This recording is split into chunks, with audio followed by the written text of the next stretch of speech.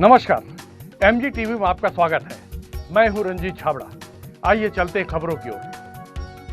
Police अधीक्षक कार्यालय सभा हॉल में आयोजित कोटपा अधिनियम संबंधी एक दिवसीय कार्यशाला का आयोजन किया गया। कार्यशाला में मास्टर ट्रेनर एम.ए. नसीम, जिला स्वास्थ्य अधिकारी डॉक्टर डी.के. तुर्रे एवं अन्य विशेषज्ञ डॉक्टरों द्वारा नशे से संबंधित नियम कानून पर प्रकाश डालकर प्रोजेक्टर के माध्यम से इससे होने वाले नुकसान को प्रभावशाली तरीके से बताया और समझाया। इस कार्यक्रम में जिले के सभी थाना प्रभारी, सब इंस्पेक्टर, एएसआई और हवलदार शामिल हुए, जिन्हें नशे से दूर रहने की शपथ भी दिलवाई गई। सेवन करना है, जो भी सेवन करते हैं और लोगों को प्रेरित करना है। सभी इसको ऑन कर पाओगे, जिसके पास है ये सामने पड़ा था दादू राम।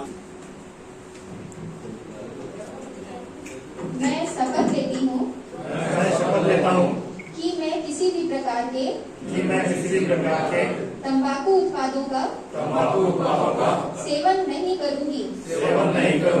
साथ ही अपने परिवारजनों और परिचितों को भी तंबाकू उत्पादों का सेवन नहीं करने के लिए प्रेरित करूँगी। चला है, इसीलिए हुक्का बार पे मैं ज्यादा नहीं बता पाऊंगी, क्योंकि कार्रवाइयाँ तो हुई है, पहले भी हुई है। जी, कार्रवाइयाँ हुई है सर। दिसंबर के आसपास हमने यहाँ पर भी किया था। जब संयुक्त टीम जैसे कोटपा की टीम ने मिलकर किया था, तो उसमें थोड़ा सा एक हो गया था कि रायपुर में जब हुआ था तो कि ये कोटपा के अंतर्गत नहीं आता है, और उसमें चूंकि फूड सेफ्टी ऑफिसर्स थे, तो आपने कैसे स्टेट से मैं आपकी उनसे बात करा दूंगी। मेरे हिसाब से उसमें टोबैको कंटेंट तो होता है। जी, टोबैको कंटेंट होता है। टोबैको कंटेंट है तो कोटपा में तो आना चाहिए, बट कोटपा में नहीं है सर हुक्का बार का। सर लेकिन उसमें ना जो लाइसेंस है वो फूड सेफ्टी एक्ट के तहत नहीं आता है, तो यहाँ पे कुछ भ्रम था कि कोटपा एक्ट के जब मेंबर हैं वो लोग, लेकिन यहाँ पे छापा मारने के लिए तो ये हुआ था। तो 2 बार छापे हुए थे, जिसमें पहले फूड सेफ्टी ऑफिसर्स थे और सेकेंड टाइम पे एसआई रैंक के जो व्यक्ति थे पुलिस डिपार्टमेंट के द्वारा भी किया गया था। तो पहले वाले पे सर थोड़ा सा हो गया था ये वाला कि लाइसेंस का एक बार फिर स्वागत है। तंबाकू के बारे में ऐसे जहरीले तथ्य जो आप नहीं जानते होंगे। तंबाकू एक प्रकार का पदार्थ है जिसे नशे के लिए बीड़ी, सिगरेट, गुटखा, जर्दा, खैनी, हुक्का, चिलम आदि के रूप में लिया जाता है। तंबाकू कानूनी तौर पर बिकने वाला एकमात्र ऐसा पदार्थ है जिसका सेवन करने से दुनिया में लगभग हर 6 सेकंड में एक व्यक्ति की मौत हो जाती है। भारत की 35% आबादी किसी न किसी रूप में तंबाकू का सेवन करती है। WHO की एक रिपोर्ट के अनुसार भारत के 48% पुरुष और 20% महिलाएं तंबाकू का सेवन करती हैं। भारत में तंबाकू का सेवन करने वाले 60% लोग सुबह उठने के आधे घंटे के भीतर ही तंबाकू का सेवन करते हैं। भारत में लोग औसतन 17 साल की उम्र में ही तंबाकू का सेवन करना शुरू कर देते हैं, जबकि 28% महिलाएं 15 साल की उम्र में ही तंबाकू का सेवन शुरू कर देती हैं। भारत में 16 करोड़ लोग धुआं रहित तंबाकू का सेवन करते हैं और इनमें से ज्यादातर लोग तंबाकू को चबाते हैं, जैसे कि गुटखा, जर्दा, खैनी आदि। भारत में हर रोज 6000 बच्चे तंबाकू सेवन की शुरुआत करते हैं। दुनिया में हर साल तंबाकू का सेवन करने से 60 लाख लोग मरते हैं और इन 60 लाख लोगों में से 10 लाख लोग भारत के होते हैं। इसका मतलब है कि हर दिन भारत में 3500 मौतें तंबाकू का सेवन करने से होती है। 20% कैंसर के मामले तंबाकू का सेवन करने के कारण होते हैं। जी बिल्कुल सर, जो हमारे यहाँ बीपीएम है, बीएमओ है ब्लॉक लेवल पे, उनके द्वारा भी चालानी कार्रवाई की जाती है। और ये जो हमारे फूड सेफ्टी डिपार्टमेंट वाले हैं वो वीक में 2 बार जाते हैं पूरे जिले में इस तरीके की कार्रवाई के लिए। तो इसी के लिए हमें आप सभी का सहयोग चाहिए था। जैसे मान लीजिए मगर रोड में हो तो वहाँ के जो थाना प्रभारी हो उनके द्वारा कोई जो है पुलिस डिपार्टमेंट से दे दिए जाए FSO के साथ, तो सहूलियत होती है इन चीजों में कार्रवाई करने में।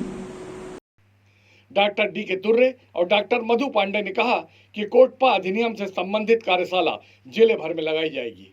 आज हमने एक कार्यशाला रखी है हमारे पुलिस विभाग के द्वारा और हमारा स्वास्थ्य विभाग दोनों के समन्वय से, जो हमारा जो राष्ट्रीय जो धूम्रपान निषेध जो कार्यक्रम है इसके विषय में है, जिसमें कोटपा जो 2003 एक्ट है उसका कैसे अनुपालन किया जाना है, और जो cigarette and other tobacco product act जिसको हम कोटपा एक्ट कहते हैं 2003, इस पर जो है वो हमारे अधिकार क्या क्या हैं और हम आम जनता के विचारों को और उनको कैसे जागरूक करें, ये हमारा प्रमुख उद्देश्य है।